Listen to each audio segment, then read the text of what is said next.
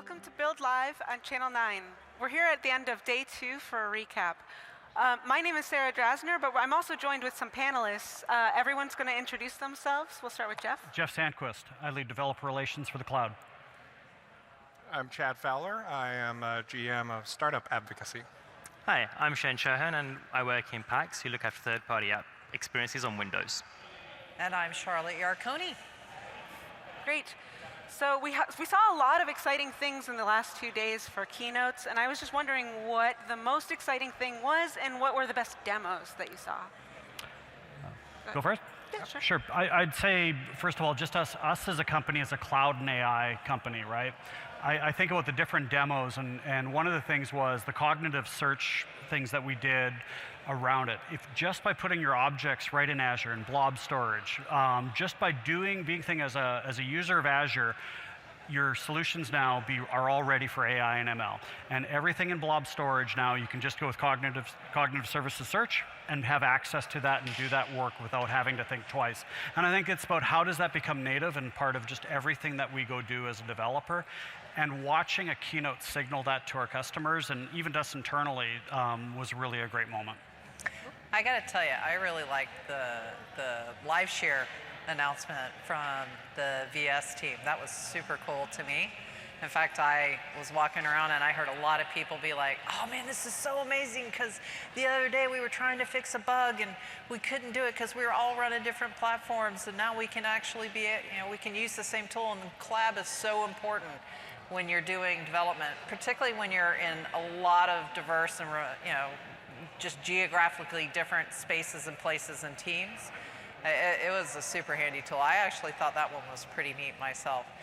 I also got to tell you, one of my highlights has been the cuddle corner with the ponies and the bunnies and the puppies. Yeah.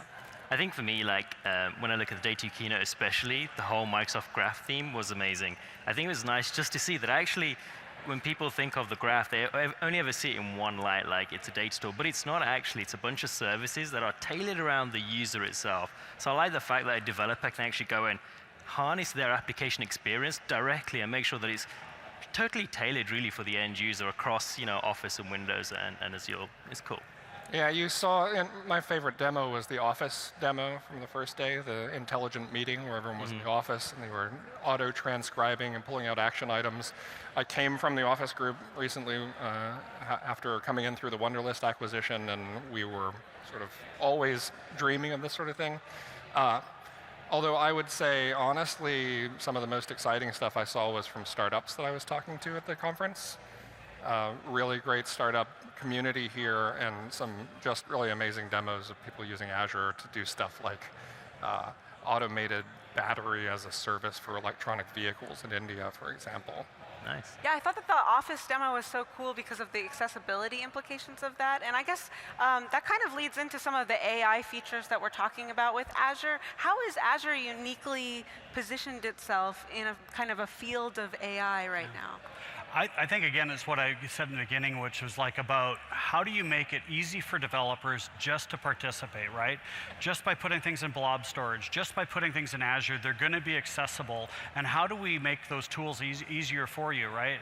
Paige on our team, she talks often about a role as a data scientist or doing work is getting data into the right format before you have to go work with it. It's almost like, how do I get something into a CSV file or into a manageable state?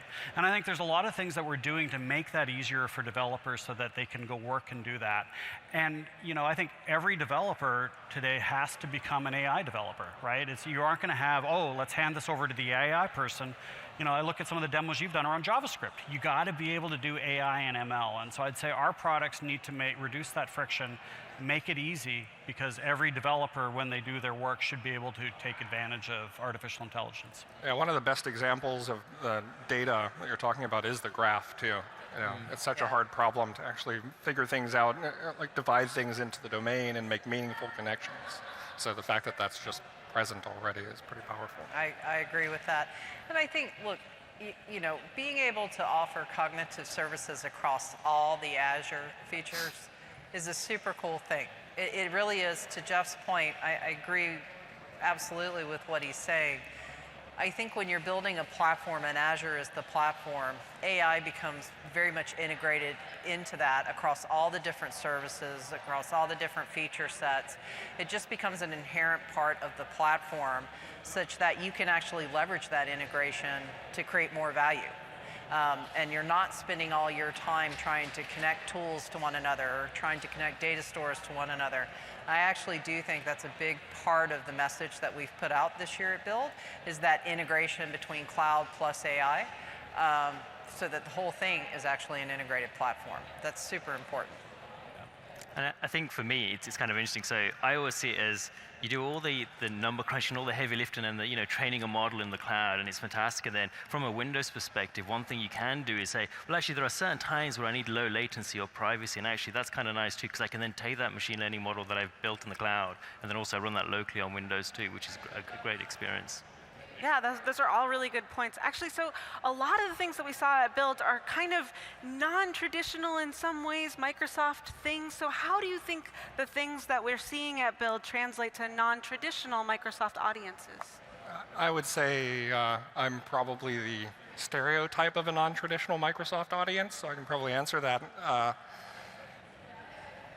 Really, you don't even need to translate it. Someone was referencing a tweet that I posted as I was on the way here from Paris. I realized that this was going to be the conference where I probably met with the most hardcore Linux experts of any conference I've ever been to, and I've spent a lot of years in open source. So you look at the announcements, there was so much on Linux, containers, AI stuff that has nothing to do with the OS that you're running on. It's a higher level of capability now. That's what I think is exciting. That's great.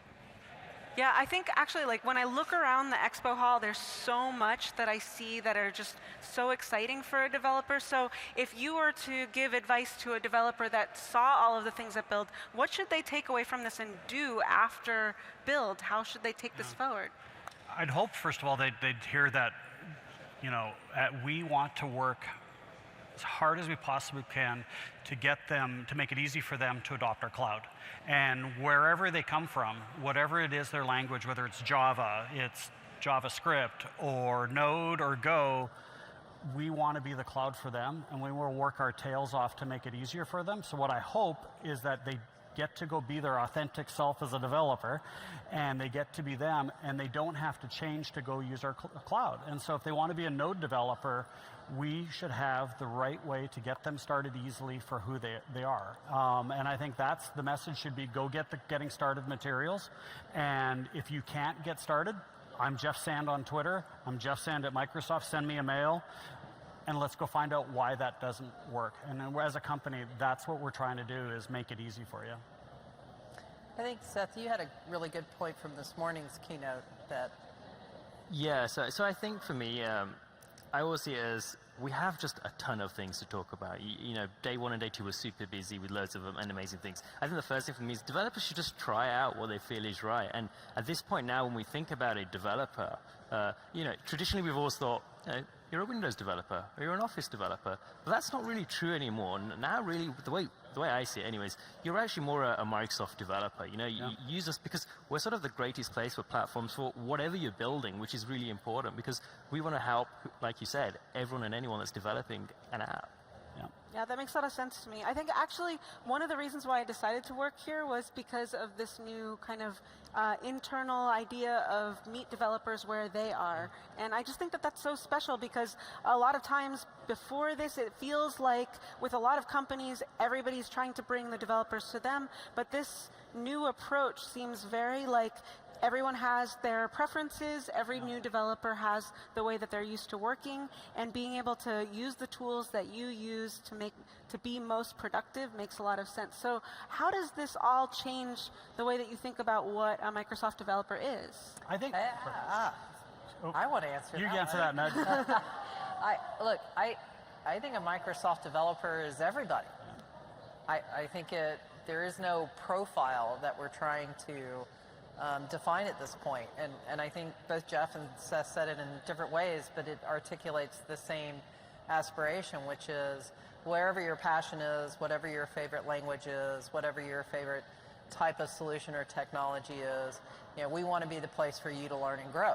And so if it's around different operating systems, great, we support multiple ones. If it's around different programming languages, great, we support multiple ones. If it's around different DevOps toolings, great, we support multiple ones. And we certainly have our own family of products to offer there that we feel are amazing in their own way. But this isn't about a closed ecosystem that we're trying to build. It is about actually embracing all the different languages and technologies so that we can become, the best place to actually help you grow and develop as an engineer. And I don't actually, my implicit aspiration is that isn't a profile that we're trying to address, that it is for all developers and it crosses all ecosystems, and that we have that mix well represented at all times. That's You know, if you were going to another country to establish a business, like say, hey, we're going to set up shop in France, you wouldn't force all your customers to speak English to do business with you. And I think it's the same thing as going to a Node developer and say, well, if you want to use our cloud, you better learn .NET. We would not do that if we were forcing somebody another language and speaking. And so we can't do that as a company when we go reach out developers. It's like, be a Node developer, be a .NET developer. We want all developers and we want it to be great. And so I think it is really about meeting people where they are and helping them to be successful in our cloud. That's Yeah. awesome. To be honest, coming in though, I had a bias coming into Microsoft, assuming that even though we had Linux stuff, it was like somehow Microsoft-y. And that's something that over the last couple of years being a part of the company, I've really realized, wow, it's not, it's just open. So I would underscore that. We kind of have to unlearn what being a Microsoft developer means. And I say that from coming from the outside, as I think you are too. That you come with a bias from the past, which is no longer true. It is a different place. It's a different culture.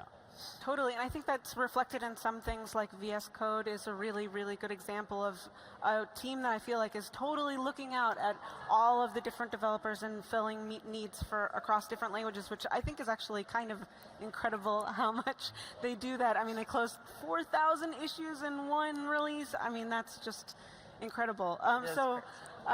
So in terms of what excites you about what's going on in the cloud and AI, what do you think is really like the most exciting things looking forward into the future of Azure? I'd say, just in the broadest sense, what I love about the fact that working on the cloud or anything like this is you can be wherever you want, and you can be the next Microsoft, the next Google, the next Facebook. You don't have to move to Seattle. You don't have to move to San Francisco. You can be anywhere in the world, and you can have the computing power to go build the next great thing. And I love the empowerment of what it gives for developers. You know, it takes an ingenious engineer. It's 2 in the morning. They have an amazing idea. And frankly, if that takes hold by the end of the week, you're not sitting there going, well, we need to order in 3 more servers and procurement's going to have it in six months. You didn't even have a procurement because you're like yourself. It's the fact that anybody, anywhere can be the next great thing. And that is an empowering thing that wasn't the case for a long time ago. And I just, in general, I think that people will create companies now in all sorts of places, and that excites me about it. And there's a rapid acceleration there too. Like Jeff and I are old enough that we probably bought multi-$100,000 servers and set them up ourselves in a data center, and there was such a, it was so low level and so expensive to get started. And really over the last couple of years, you go from AI and data science being something that only a special group of people could do, like I felt unworthy. Then you have these higher level of abstraction that are just getting layered on, and it is a rapid acceleration of progress to move up the stack, so that we provide stuff that's just like really high level and lets you get your work done. Yeah, I think to be honest, I haven't written code in about quite a while. I think it's been about 2 days. So, but actually, as a developer, like I think the key thing for me is actually just the choice, right? It's the freedom, and actually that's what I like about it. Like one day it could be like, oh, I'm gonna write a C# terminal app. The other day it could be like, I'm gonna do some, node work, and maybe in WSL, because actually now I've got the best of everything across all the different things that Microsoft has to offer. And I think that choice is really supercharges whatever I want to build. And actually, it's just my own ideas that then become my own limitation, which is kind of nice. I think for me, if you kind of take a step back and you look at where we are with the intelligent cloud and a lot of the maturity across all the different cloud platforms, that just the ease of use is so much more there regardless of your starting point. And I think that's super cool. And I think we're on the cusp of a lot of big trends that are going to kind of accelerate that horsepower. I mean, I get super excited, and then I get super confused when I have to talk about like entanglement for quantum computing, because that just kind of melts my brain. But I actually think those types of investments and research opportunities are going to translate into so much more horsepower 5, 10 years from now. It's going to be phenomenal.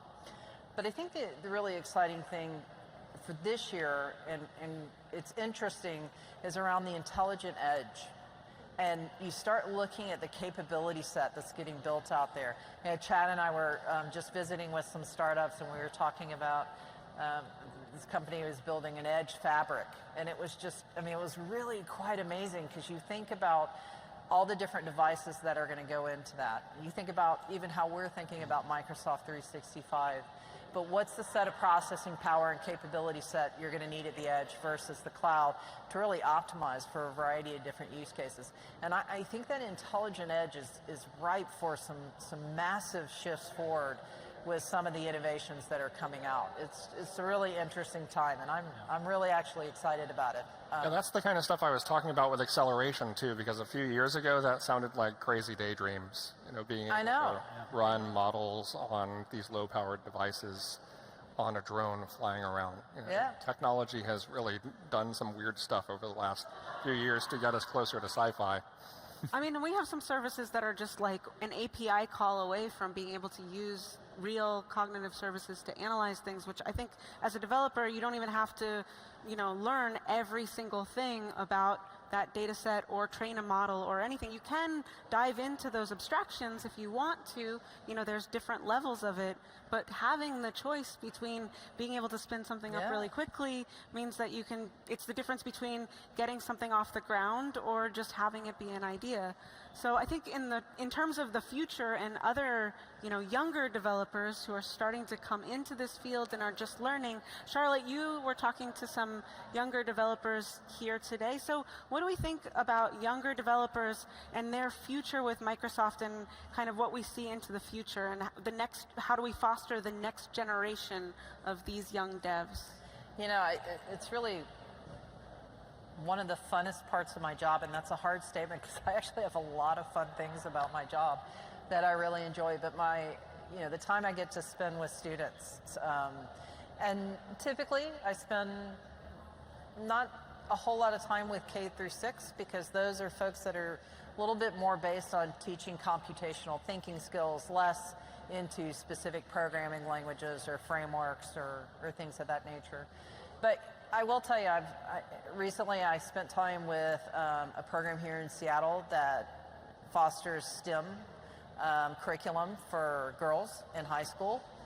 It was awesome. I had the privilege to go be part of their award ceremony and give a talk about my career and how I ended up in tech. And one of the nice things is Microsoft has been a benefactor of this organization, where every year they bring children from different school environments in Washington State, and they do a field day and code camp on campus in Microsoft. And every one of those girls got up on stage and was like, I love going and doing field day at Microsoft. I got so much out of the code camp. I actually got to spend time with practical developers that were working with specific languages that I was still learning, and helped me understand how to do this design or implement this type of technique. And I want to work for Microsoft when I grow up and get out of college. And I was like, yay! They were really, really excited about the experience, and had a great interaction with Microsoft as part of their learning and education. And that, for me, is the aspiration. I really feel like it is super important that we pay attention to students, first and foremost, that we help them get the skills they need, starting with STEM, vectoring down into cloud, vectoring down into certain type of programming, whatever their passion is, to kind of give them the opportunity to learn that. And then I think the second piece of that is actually understanding how they see the world. We also spend time in we have an Imagine Cup, which is one of the programs that we offer on the student side, where this is at a university level, but university teams kind of get together, they do pitches, they actually get a set of resources, for example, Azure, credits that they can go build solutions. And it's amazing how that generation is thinking about solving problems. It's actually, it's very different and innovative than, say, how I would solve a problem. And I love that. I love learning how these guys are thinking about the world. What are the things that they're actually focused on? You know, the team that won last year, and we actually have our next finals competition coming up this July, so I'm super excited. But the one who won last year, it was around it was a gamified focus on children with diabetes, and it was actually an appliance that was the size of a credit card that allowed them to check their blood on a regular basis. But it also encouraged them to do it in a way that they were interacting with other children of a similar condition, that they could earn points for certain health activities that they needed to do to stay healthy. These were college kids, and they built this design both at a hardware and a software level that was so innovative. In fact, I think they're off and running as a startup now, just coming out of this. But it was really fascinating and amazing to watch. And I love the thought and effort of how do we solve tomorrow's problems with tomorrow's thinkers, starting today in the classroom and in a variety of different ways with the resources we can offer. So I can't encourage us enough to continue to keep students top of mind when we think about future developers, kind of bringing it back into the Build format, which is a conference built around developers. Students are inherently important to thinking about how do we bring along this journey with us. Great. Yeah, that's amazing. Actually, that was probably the best answer I could have asked for. I think, you know, an extension of that is kind of like, I see a lot of young kids playing with different types of computers like Kano and, you know, these kind of IoT scenarios. So how do we think that Azure can kind of aid in IoT scenarios, and what do we see in different demos today that will like kind of help make exciting things happen with IoT? I guess there's a ton of stuff that we offer in IoT. The intelligent edge stuff takes it to a whole new level. I was going to say one of my favorite IoT examples recently is a startup that we were talking to in London. I'm not sure how much I can share about exactly what they're doing, but they have a non-invasive device that uses sound to detect certain medical conditions. Oh. And so it's an IoT device, but not the sort of thing you would normally think of. And on the back end, the real power that Azure is providing is they're able to use Azure Machine Learning, or GPUs, to detect medical issues that normally you'd have to go for an expensive procedure and maybe you won't go for, and detect things early on cheaper and better than the way that they used to be done. So I think really all of this machine learning stuff we do is going to be a huge part of the power of IoT. And the sensors themselves end up being just sort of like data feeds that hopefully drive good things to happen. I think for me, I love cars. I love tech and I love cars, and I think, you know, cars are becoming a great IoT device, right? And you think about it now where cars are, you know, if you have a Tesla, I've heard many times somebody has a problem, a software update gets deployed, you send it for service, have a certain problem, they do a software upgrade to the car, and that fixes the problem. You never had to once go to the dealership, right? Or the telemetry, right, that racing teams and all sorts of things would have had to go look at the data for somebody going on the track. That was only available to the wealthiest of racing teams, Formula One. Now you can have it a lot of times for your own car. And you can look at that data and play with it. And I think just the fact that almost any device that we have could become an IoT device. And can it get better over time as the engineers learn more about the capabilities and push it? And I'd say the thing about the cloud is it's going to enable that, because it's such large amounts of data that you're grabbing for every millisecond and second. It's the only place that have the most storage with it. And so I just hope with the cloud we can go faster and continue to do so. And I think for me, when I think IoT devices, I actually find that the ones that I treasure most are the ones I don't even realize that are working for me. You know, just if you think about the smallest, simplest thing in every household is a thermostat, right? And actually most of the time we're at home and it feels comfortable. But the second the heating goes down in winter, what's the first thing we worry? Oh my God, this house is freezing. And you start thinking, wow, actually all this time there was a device somewhere actually helping make sure that I just live comfortably and I didn't think about it. That's the main thing. And I think that's kind of nice what I like about IT. And I think Satya did cover this in some of the ambient computing. And I think for the next generation, they're the people that are going to look at this and think, okay, thermostat is one thing in a house, but then there's a humanitarian effort, like, hey, can we build sensors and things like that can detect seismic earthquakes or something like that, but I can feel that that's where we'll be heading. Interesting. So, okay, so one of the best things, I speak at a lot of conferences, and one of the things that I like most about being at conferences like this is the community involvement and being able to talk to people on the ground. So what are some of the best conversations you had person to person with some of the attendees that you saw here, or just like a random person that you met during the course of this conference? You go first. He's looking at me. Hold out. Yeah, I've had so many good conversations. It's hard to single one out. I will share with you. I did get the opportunity. I was able to mention our youngest build attendees, Disa and Anna, ages 10 and 12, who were here. We actually had another guest, Ruby, who last year was her first year at Build. This year she's 14, and she actually came back. And I got to do a fun little Q&A with them. And it was interesting. One of the things we ended up talking about was accessibility, and a lot of the more thematic conversation that Satya overlaid about the opportunity we have, both with our platforms and the investments we make and the responsibility that comes along with that. And I really enjoyed, the conversation of where are we doing a great job when it comes to accessibility, visual, hearing. Where could we do more in areas of learning?